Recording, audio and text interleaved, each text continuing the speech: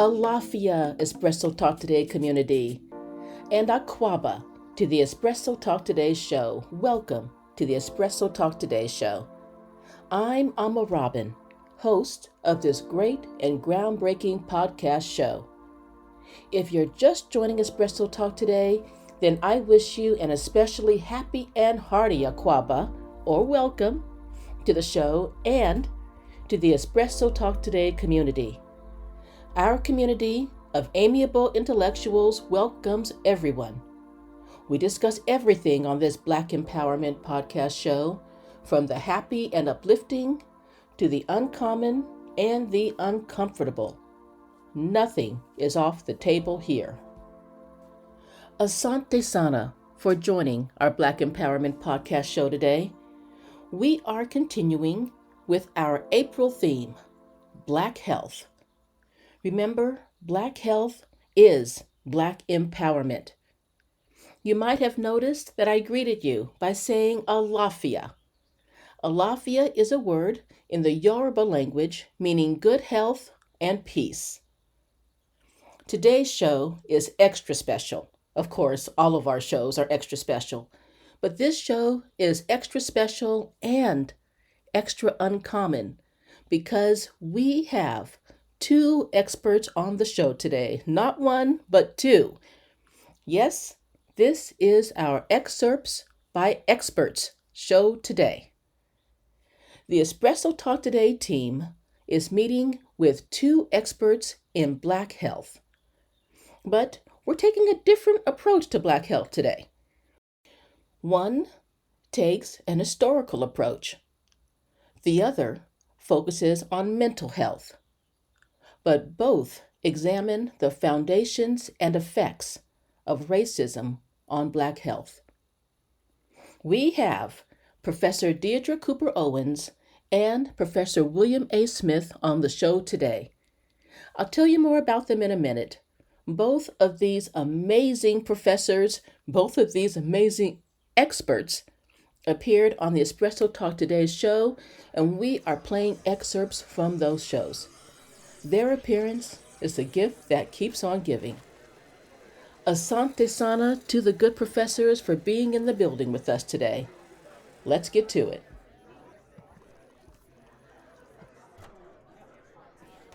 Let me introduce our first esteemed guest. Deirdre Cooper Owens is a professor in the history of medicine and director of the Humanities in Medicine program at the University of Nebraska, Lincoln.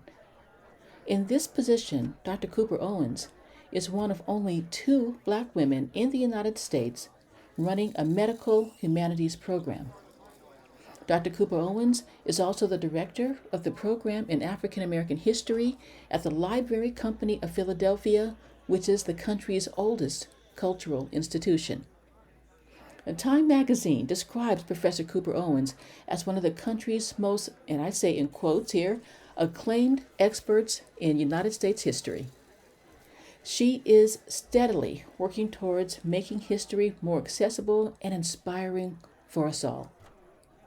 Professor Cooper Owens is also the author of the book Medical Bondage: Race, Gender, and the Origins of American Gynecology. This is a fascinating book, and it really opened my eyes to the American medical establishment's biased views and treatment of Black women from slavery all the way up to today. Dr. Cooper Owens examines how the groundless theories of medical researchers and practitioners were accepted and legitimized based on bias rather than on data, and that those theories are still the foundations of medical research and medical treatment, how doctors treat their patients of color today. This is really a disturbing book, I gotta say it, but it's an important book. And for any Black person dealing with the medical establishment, and we know that's all of us. So we have a super historian in the house today, or excerpts from her podcast show with us.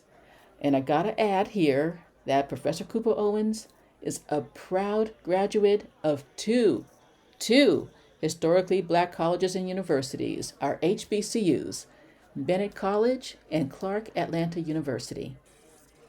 In this excerpt, Professor Deirdre Cooper Owens discusses and defines medical racism and how it shows up in medical research and treatment today. There's a lot to cover, so let's get to it.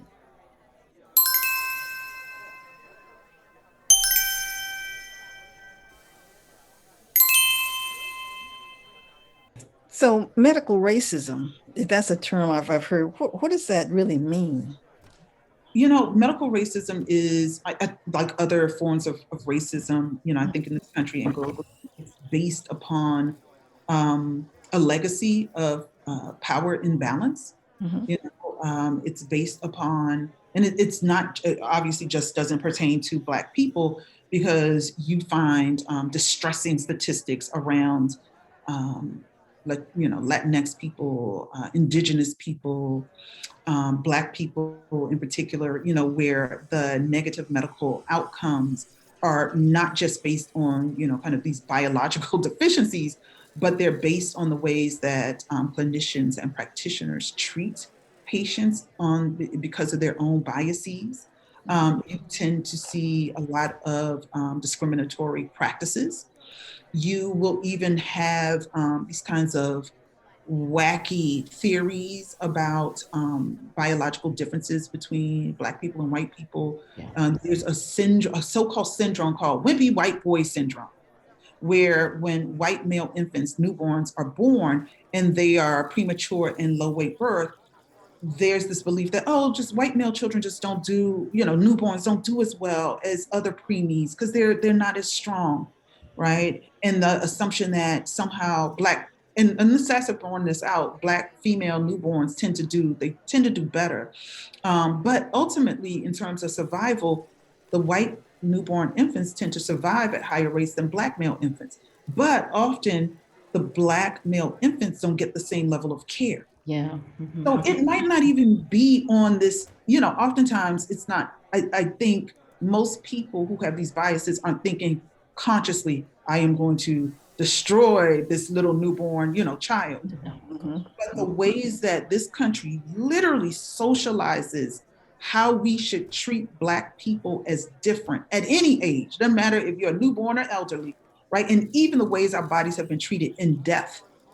With the aftermath of slavery, look at the charred remains of the Move children who were bombed and killed in the city of Philadelphia. Like, hey, here, Princeton, here, UPenn, here, Harvard, have their bones and show them and teach them and don't tell their families, right? So it's the ways that different groups, so whether Native folk, Black people, Latinx people, the birth control experiments that happened in Puerto Rico in the 1950s and in the 1940s, 50s in Boston with severely mentally ill people. Medical racism has been a part of the structure of the medical institution from its beginning, because largely the beliefs about biological difference have been so rooted in race, or so-called racial difference, not ever really saying this, but racial difference, that it also becomes a part of knowledge production. So we now see that being enacted, unfortunately, with really bad statistics around maternal morbidity and mortality. Well, I had an experience with the nurse when I was.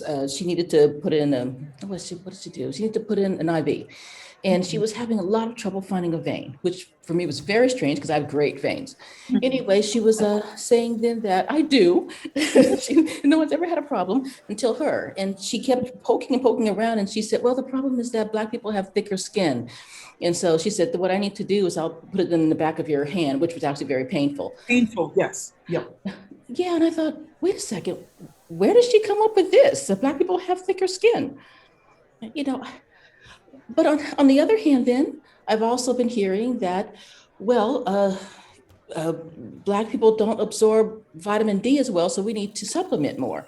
Yeah. Now, if I take extra vitamin D, but am I accepting something that's, racially biased and not true, but not accepting the first one, that we have thicker skin? Yeah. Are those different things? Yeah, and it's a large part of that is about the knowledge that's produced. So if she's been taught this, it's in her books. Yeah. Her doctors have shared, when she was in school, doctors, professors have shared this with her, and they're quote unquote not making it up, but they're actually pulling it from something that has existed for centuries. Who is she to not believe it? So then when she encounters a patient with quote unquote small veins, and I actually have smaller veins like my mother. So it tends to be harder for people to find the veins. And so I knew when you said the back of the hand, I'm like, yep, I've been there. It's super painful. But I'll even tell them, okay, so this is what you need to do, because I've been through it so many times. Most times they'll listen. But you might run into these people with these antiquated false ideas that they've learned from a book. And so for me, it's how do you change the thinking? My advocacy work is I help change the curriculum, because nobody needs to have access to those books that are perpetrating these racial fictions, these biological fictions about Black and white people and other human beings. The other thing is, in terms with vitamin D, I often, once again, provide the context. So yes, it's a fact that Black people, and this is the thing, in the United States, because we're not thinking about Black people in Ghana or Panama. It's typically these studies are Black people in the United States. We tend to suffer from, like you say, a kind of vitamin D deficiency. Why is that? Right? Because I remember a doctor kind of telling me, oh, you might have a vitamin D deficiency. And I said, well, why? Most Black people in the United States live in urban areas. So unlike, now I'm originally from South Carolina, I'm from the Low Country. Most of the year it's sunny, it's almost like the tropics, right? We're in the ocean, we have palmetto trees, all of these kinds of things. But if you're in an urban area that, you get all of the seasons, and it's cold most of the year, but also most of the products that we put in there, many of them already contain SPFs. SPF. So you're already putting on sometimes lotions, you're not even aware, your facial creams, they have sunscreen protection, because guess what? White people tend to suffer from skin cancer. So white people suffer from skin cancer. All of a sudden, all the products are like, it's SPF, 15. You have, SPF protection in your lotion, in your facial cream, in your under eye cream. So here we are buying it and not recognizing that these products are also not going to help us. So it's just kind of a matter of being deeply, hued or melanated, as the young people like to say, that, for me, I don't wear sunscreen anymore. I don't. No. And it's helped, because I was living in New York. It was gray, it was dreary. And I realized, oh, okay, I can not wear sunscreen. And I took some vitamins, and literally I felt better. Right. So there are certain things we can do. I'm not advocating that people just not wear sunscreen. If you're going to the beach, those kinds of things, but typically our melanin protects us from the UV rays. And if we just spend 10, 15 minutes outside, we don't even have to worry about it. Yeah, but the context of it all. Yeah. What can we do to minimize? I mean, how do we identify, first of all, and what can we do to minimize the effect of medical racism? Like Robin said, this particular nurse, couldn't find the vein. How are we supposed to respond to something like that? Yeah, it was interesting. Sometimes you don't know how to respond because you're not even sure, what did I just experience? And you think about it afterwards. What I found is, being committed to reporting it, so writing a letter, sending an email, reporting it, finding out who you can report it to, just calling, hey, I had an experience. I often tell people about patient advocates or navigators. Many hospitals have them. Insurance companies can provide you with information on how to select a patient advocate or navigator. That's really important. Because these people can advocate on behalf of you if you don't feel you have the wherewithal or maybe even the knowledge to be able to craft up something that you feel is compelling and will get the point across. If you are aware, because I think we've all had those moments where you're like, wait, is this true? And then it's over and you're questioning, let's say you're aware in that moment, really, where did you get that information that Black people have thicker skin? I like to ask questions, personality. I will sometimes not make a statement. I will just ask a question and we'll have a smile on my face and expect them to answer. Oh, well, I read in a book. And then that's when I say, oh, that's interesting. I'm a historian of medicine and I deal with racial formation theory. Like I'll start just to use the little big terms. And so that's actually not factual. That comes out of 18th century racial science. And now granted, everybody's under historical medicine. They can't do that. Well, how do we know who to trust? I mean, yeah, it's, you know what, it is exhaustive. So once again, I do a lot of work helping to create learning modules. I do a lot of talks at hospitals, which are called grand rounds, which is a part of the educational kind of outreach and mission of especially OBGYN departments. I am working with some mainstream organizations to help change the medical curriculum. So, that's one part. There are people who, especially in schools of public health, they're doing amazing work around medical racism. There's a Black woman OBGYN, Dr. Karen Scott, and also a medical ethnographer named Donna Aine Davis. Her first name is not actually spelled the way it sounds. It's DANA-AIN, Donna Aine Davis. And she and Dr. Scott, they're doing some research around this very issue of medical racism and how people can advocate for themselves. So they've created a kind of template for how do we know what is medical racism that they're using for clinicians and practitioners. I'm working with, it's almost always California and New York that actually led the nation in decreasing a lot of these figures, thankfully. But I'm working with the California State Board of Health to create, new measures for dismantling these figures and trying to eradicate medical racism. So for my part, I think the curriculum piece is important. I think for the average patient, though, if you don't feel comfortable, if you don't feel you have the expertise, get a patient advocate or navigator.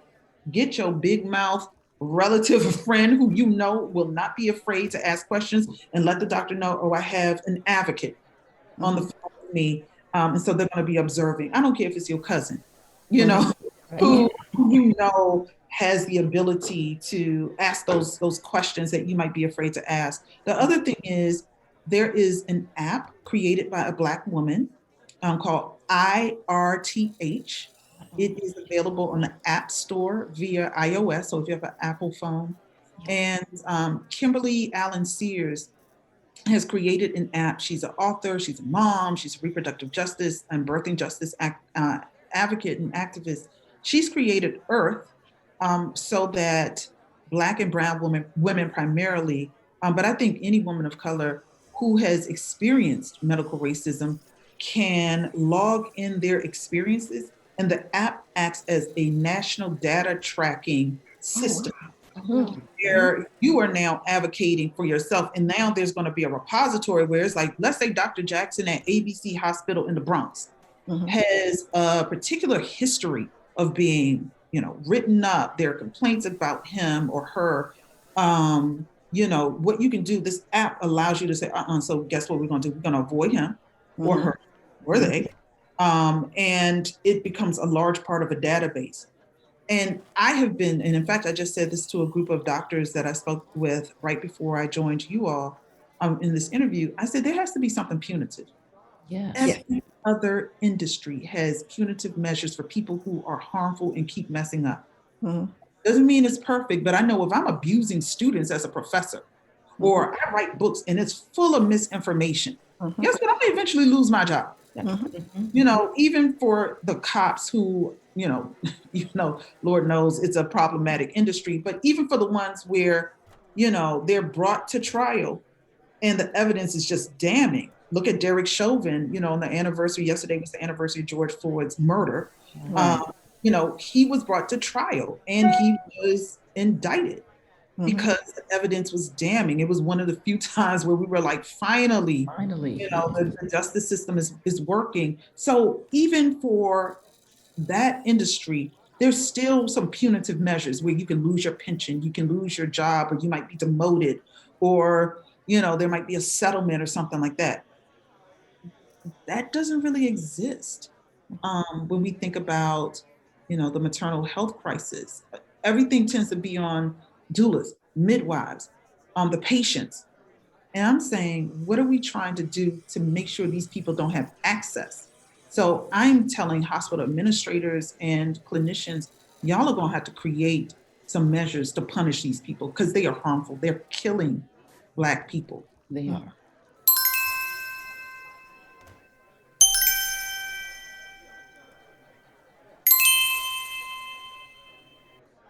This ends the excerpt on medical racism by Professor Deirdre Cooper Owens. First of all, Asante Sana, Professor Cooper Owens, for appearing on the Espresso Talk Today podcast show and for the incredible work that you've been doing for years. Medical racism is real, and as Dr. Cooper Owens said, it's killing Black people. But remember, accountability and advocating for yourself. Bring someone with you, keep notes. And remember, her groundbreaking book, Medical Bondage, Race, Gender, and the Origins of American Gynecology. Dr. Cooper Owens will discuss more about Black patient empowerment in her next excerpt. Don't worry, I'll keep you posted. I now have the honor of introducing our second and final excerpt by the expert today, William A. Smith. Professor Smith is a full professor and department chair in the Department of Education, Culture, and Society at the University of Utah. He also holds a joint appointment in the Ethnic Studies Program, African American Studies Division, as a full professor. He has served as Associate Dean for Diversity, Access, and Equity in the College of Education, and Professor Smith is the co-editor of the book, The Racial Crisis in American Higher Education. His research primarily focuses on racial battle fatigue, which is the cumulative emotional, psychological, physiological, and behavioral effect that racial microaggressions and macroaggressions have on Black people. Dr. Smith's work has appeared in many prestigious journals, too many to name right now. As you can see, we have a real excerpt and a real powerhouse on the show today, and we are grateful for Dr. Smith's willingness to share his and to participate on our humble but uncommon show.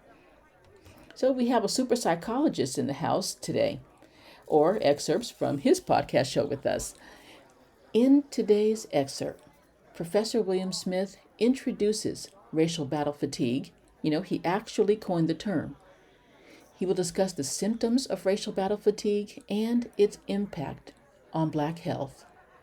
This is really important information, so let's get to it.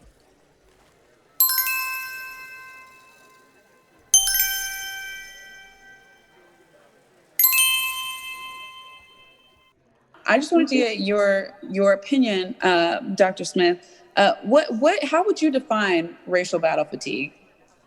Well, the easiest way to define it is a repetitive stress injury, right? So what that means is it's a biopsychosocial stress response to living in a racist environment that causes premature death, sickness, and a less than ideal lifestyle for infected people. And those are usually the racial minorities in that society. And then within those racial minorities, there is a system that attacks each group independently of each other. And so some of that attack might have more weight in certain domains than it does for other groups. But there are at least 4 kinds of stress responses. There's a constitutional one, there's a social demographic one, there's a psychological one, and then there's a behavioral one. And all those together collectively are how we understand the impact of racial battle fatigue. So when I see you, I can say, well, that's a Black woman, right? And so there's certain things about you that make you who you are, that without you opening your mouth, which you could just be standing there, then you can receive certain types of racial microaggressions based upon how I identify you. Is that like profiling? Oh, it's definitely profiling, Okay. right? So, but it's a way to keep people in their place. And that's what racial microaggressions do. They keep people in their place and keep them out of other places where they're not welcome. Mm-hmm. Mm-hmm.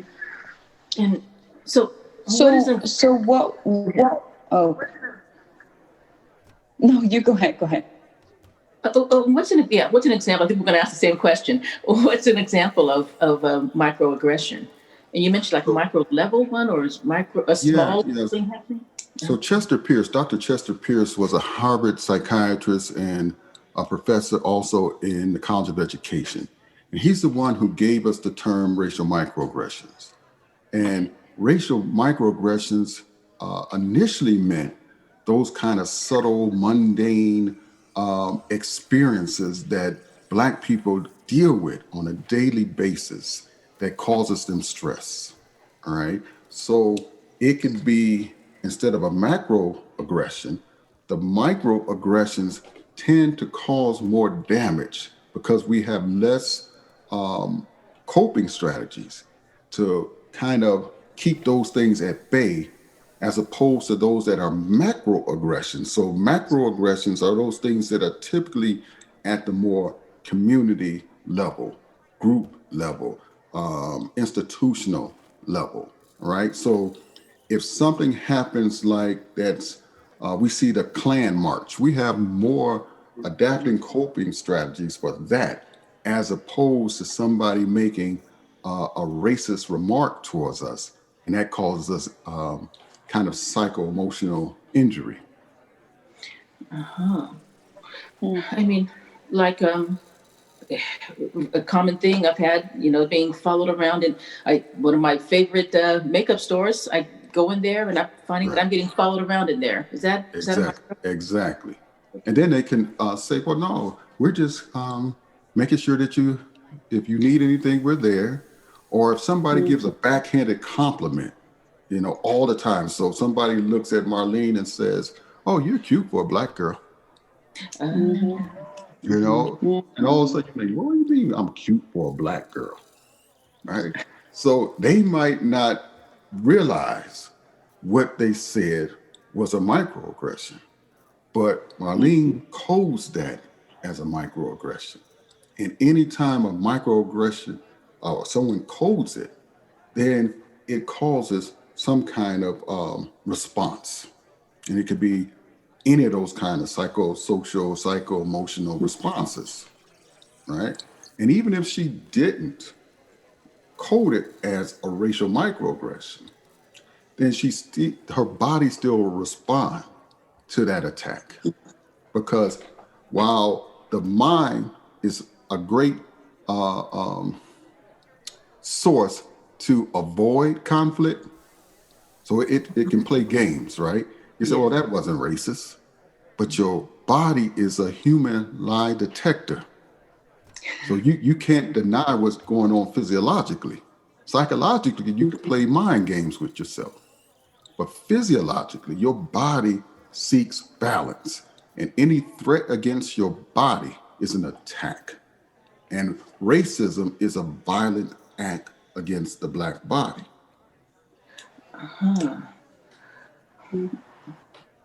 What do you think, Marlene? I think that's, I relate to that completely. But also it reminds me of this time when I was in gymnastics and there was a white girl on the floor and I was doing laps and I brushed past her, maybe barely touched her. The next time I came around, she said to me, African American. And, I know it's a little different than what you're talking about, but I couldn't say anything because I'm like, what am I going to do? She called me an African American, but it was, the way and what she actually wanted to say. It was like, so it just makes me wonder if white people, one, are aware of how strong of a hand, even if they think like the oppression isn't visual, that they have like on our psyches. What do you think about that? Well, one of scholars that I really respect is Monica T. Williams. She's up in Canada. And what she in her research has shown is that there are some whites who don't realize the microaggressions that they are using against targets of white supremacy. However, those are in the minority. The majority of them will use it to keep you in your place, to make you uncomfortable. And those people tend to be more aggressive. So in one of her studies, she calls it microaggressions are a form of aggression. So these are aggressive tendencies that people understand. I can say something, I can do something that can knock you off of your center and put you back in your place. Wow, so the emphasis shouldn't be on the micro, but that this is an act of aggression. Right. And so most people misinterpret micro to think that it means something that's very small, insignificant, tiny, instead of a micro level. Like we understand microsociology, microeconomics, micro business, micro politics. Nobody would ever say that those are tiny politics. Those are insignificant politics. Those are insignificant money. When they say microeconomics, they understand that it's talking about it at a micro level. Yeah. Yeah. I mean, when I was just thinking about being followed around in one of my favorite stores, actually, I'm kind of shaking. I'm feeling a bit of trembling, and I'm thinking, is this an example? Yeah. That's definitely an example. And so another Black woman that's going with you might say, "Oh, girl, that ain't nothing. Don't pay attention to them." But what they don't realize is these things are cumulative, right? Yeah. So it's like what you explained earlier in the pandemic situation. You were talking about an R naught, what we call an R naught, and that's the infectious rate, right? Oh. So what that means is your infection rate 1-to-1 is less than somebody else's who might have a higher number, like a 2. So for every one person, they'll infect 2. So in our society, what is happening is one person can get affected based upon another person's racism, right? And it usually is much bigger than a 1-to-1 type of contamination, right? Because we have linked lives, we know that Black mothers, well, let's start early. Black women who deal with racism as young girls and then young adults will have higher levels of depression as they become older. Now, the linked live part of this is when they have children, when their children are dealing with racial microaggressions, we see a higher impact on depression and mental health condition of those Black mothers between the ages of 40 and 50. So what their children experiences impacts them. Wow. So that shows how we're linked together, and that also speaks to that kind of R naught infection, right? So what we have to realize is that we're linked together as a community. So we should have more unity than disunity. We should be not fighting each other. We should be fighting white supremacy. Right? And so we also see the same thing in Black men. So what happens with them is if their children are impacted and their wife becomes impacted, they become impacted. And we don't see the same thing happen to the wife from the husband, right? Because the wife is concerned about the children and the husband is concerned about the wife and the children. So it spreads all the way through. So, I mean, even if I didn't experience something directly, maybe I saw something or I read an article about there's some racist act that happened on an airplane. I know of a flight that did happen. That could still have an effect on me. Definitely. And a good example of that is a study that was done recently. And it's kind of following up on this kind of linked lives ideology. If a Black person who is unarmed and killed by the police in the state in which it occurred, all Black people can expect to have 1 to 3 months of poor mental health days. All right? Just for that person being unarmed and Black, the rest of those Black people in that state can expect to have 1 to 3 months of poor mental health days. Now, if a Black person who was unarmed and killed by the police in the state in which it occurred, white people don't have poor mental health. Oh. If the Black person is armed and killed by the police, Black people don't have extended poor mental health, nor do whites. So it doesn't work across race, right? So again, what if we look at that with the George Floyd situation, Right. then the whole Black community can expect 1 to 3 months of poor mental health days. Collectively, that equals 55 million poor mental health days. And if you compare that to the 75 million poor mental health days that all people who are dealing with diabetes have, then you can see the impact that it has on Black people. And that is a conservative estimate. Wow, that's huge. That is huge.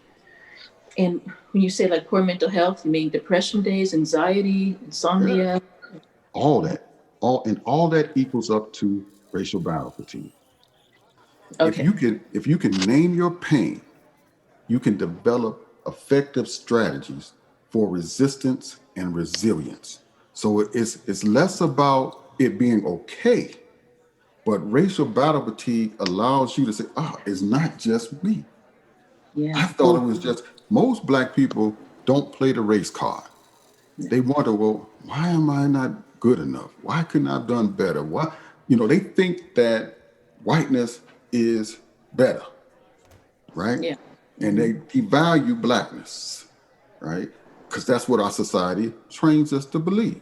Right. And so when you don't get the mark on that you think you deserve on a test, then you say, man, I'm not smart enough to compete. Something about me and me being Black, I shouldn't be here. And it might be the subjective nature of the professor, right? So when we look at this cumulatively, having racial battle fatigue as a way to put your pain into a definition that you can understand removes the burden and the weight off of your back to say, this ain't about me. This is a systemic issue of white supremacy.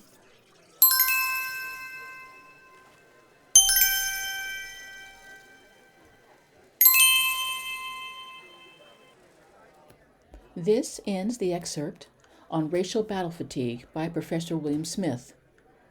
First of all, always got to begin with gratitude. Asante Sana, Professor Smith, for appearing on the Espresso Talk Today show and for your amazing work, your amazing research. Microaggressions happen every single day. The threat of microaggressions is felt every day. The symptoms and effects are real. But we're not victims. Black people are not victims, and there are things that we can do to empower ourselves against racial battle fatigue and those microaggressions, the macroaggressions as well. Professor Smith will discuss more about coping mechanisms in another excerpt. I'll keep you posted on that too. I hope that you enjoyed hearing these amazing excerpts from truly amazing experts today as much as I did. Weren't they great? It was definitely worth hearing Professor Deirdre Cooper Owens and Professor William Smith again, even if only for a few minutes. But they were powerful moments, weren't they? I chose these excerpts, but I gotta say that it just wasn't easy. I mean, how do you choose just one excerpt when you have so many brilliant ones to choose from? And yes, I really wanted to choose them all. But these excerpts that I did choose will give us a lot to think about and to discuss. First, I do want to thank our experts, Deirdre Cooper Owens and William Smith, for meeting with us on the Espresso Talk Today show and for sharing their amazing work.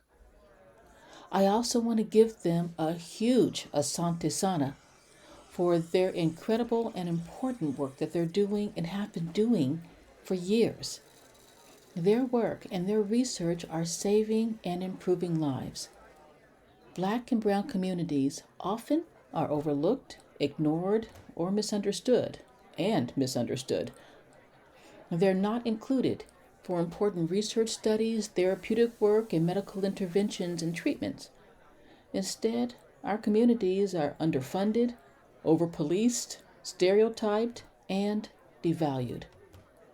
But these experts are bringing it and helping Black people and communities.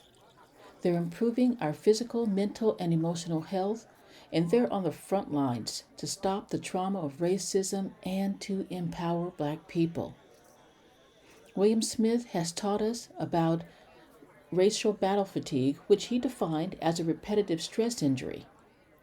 Microaggressions, macroaggressions, bias, and other acts of racism are stress injuries. The more they happen, the more repetitive they are, and they have physical and mental effects.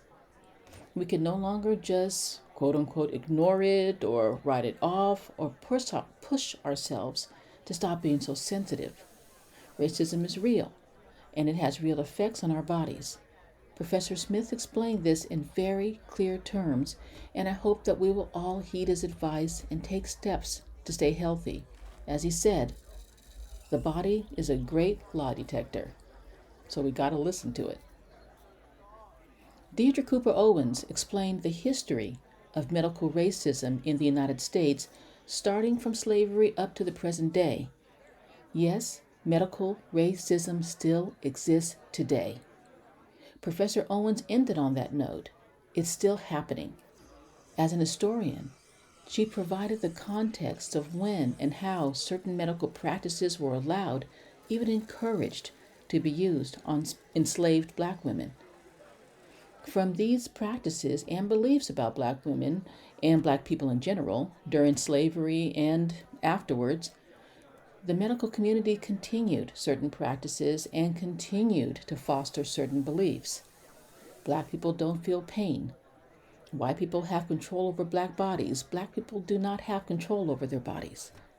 These beliefs inject bias and, yes, white supremacy into the doctor-patient relationship. I mean, that's a hard thing to think about.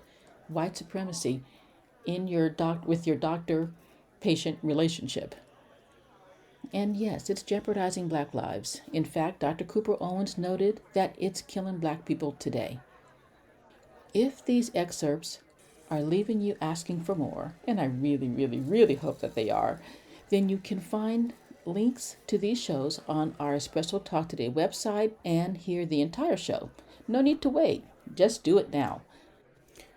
I want to say a big asante sana to Mel and to you, dear community, for being in the building with me today also. We are so grateful for your support. You are the reason that we do what we do every single day. Black health is Black empowerment. I'm going to keep saying that. We hope that you are feeling the empowerment and sharing it. We are a community and we can work together. Okay, this is the last show in our April Black Health series, but you know that we're going to keep returning to this issue again and again. Black health is Black empowerment, and we're never going to forget that. If you have any questions, please feel free to contact me at team@espressotalktoday.com or on Instagram at AmaRobinL. That's the letter L. You can find more information about racial battle fatigue and microaggressions, as well as Deirdre Cooper Owens' amazing book, Medical Bondage, on the Habari page, that's the information page, on the Espresso Talk Today website, espressotalktoday.com. You'll also find this information on my Instagram page, again, Ama_Robin_ L. There's a lot of information on both the website and the Instagram page because we want you to have this important and life-saving and life-affirming information. I'm Ama Robin for the Espresso Talk Today podcast show. Remember, now more than ever, strength, soul, and reparations. Ashe.